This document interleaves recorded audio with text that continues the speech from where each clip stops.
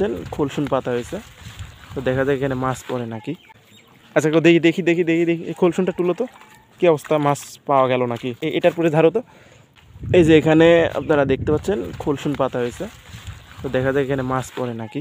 এই যে এই ছেলেটা ওই দিক থেকে মাছ টেরে আনতেছে, মানে আর কি যে ডানকেনি মাছগুলো এখানে ধরবে সেজন্য এখানে তাড়তেছে, তো দেখা যাক কী হয়।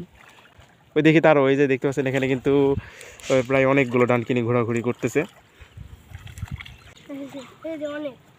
তাই আচ্ছা দেখি দেখি দেখি দেখি দেখি এই খোলসুনটা তুলো তো, কী অবস্থা, মাছ পাওয়া গেল নাকি?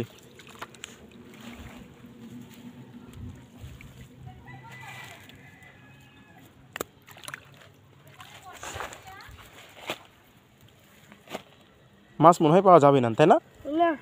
বৃষ্টি হলে কেন ভালো মাছ পাওয়া যায়। তুমি এখানে একদিন মানে অনেক 5 কেজির উপর মাছ পাইছিলে, তাই না? আচ্ছা আচ্ছা, ছেলেটা কিন্তু অনেক ভালো, দেখুন কত সুন্দর মন মানসিকতা ওর। কই দেখি কত ভিতরে আছে নাকি। ও নো, একটু ভালো করে থাকো, দাও তো নিচের দিকে। আচ্ছা এটা কি মিয়া খোলসুন? খোলসুন 2 প্রকার, তাই না? আচ্ছা একটু দেখানোর চেষ্টা করে দর্শক, আপনারা একটু দেখেন যে ভিতরে কিন্তু কয়েকটা ডানকুনি মাছ আছে।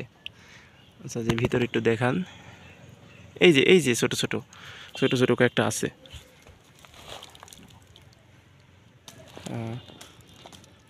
এই যে দেখতে পাচ্ছেন লাভ পাটতেছে। আচ্ছা দেখি ডানকিনি মাছ কয়েকটা বের করো তো দেখি, এখানে আসে এটার পরে ধারো তো, এটার পরে ধারো।